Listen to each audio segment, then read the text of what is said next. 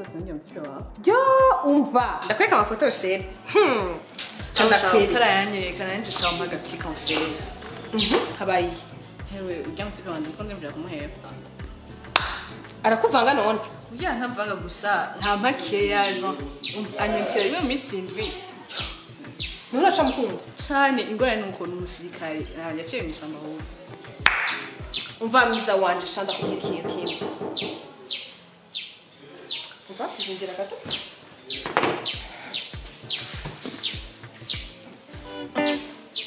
Bye. Yo! Oh là là.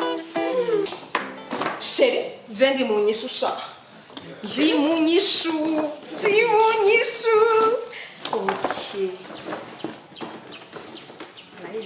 Hewe anyamiza muri mood ya Saint Valentin sha. Imisi yose du lundi jusqu'à indi lundi aba kwanza na magift sha. Je oui wanje. Nkumubazi byo si hari sha. Entre temps sha ne bagiye. Wakuna staba conseil.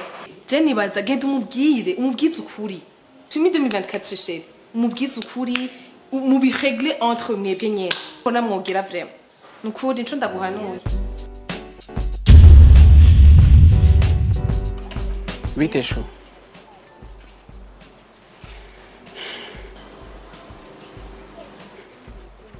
Meze fresh. Ndabira mara maroze nicuvuga. Abashuye na basi ntubona nivyo abandi bagira basi kwe kumezuko.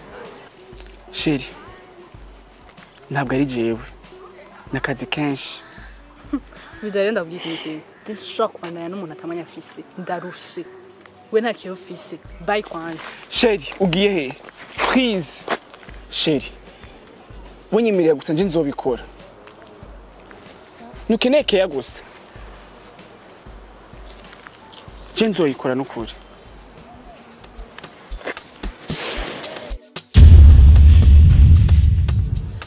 Hewe mbe nabwiye. Habaye iki?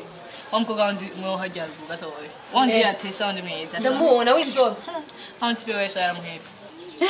Oya. C'est vrai. Yego yamuhebye bahebanye gute bagera. David. Iyo ni yanyuma sha. Abakunze ibyo baheba gute bajya nawe. Yawe wasi ujye mukobwa ngene mayishima ngo nazo kabavanye.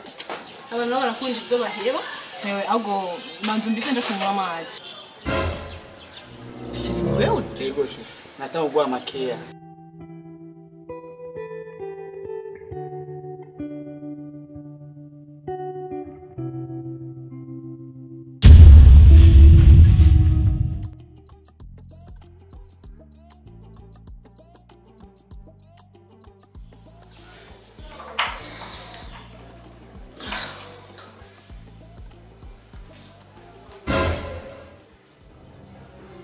Shiri wewe kandi ngaho. None sheri mbwize ndagwa keya. Trop c'est tout. No ngaha none. Sheri kuda gwa keya mu.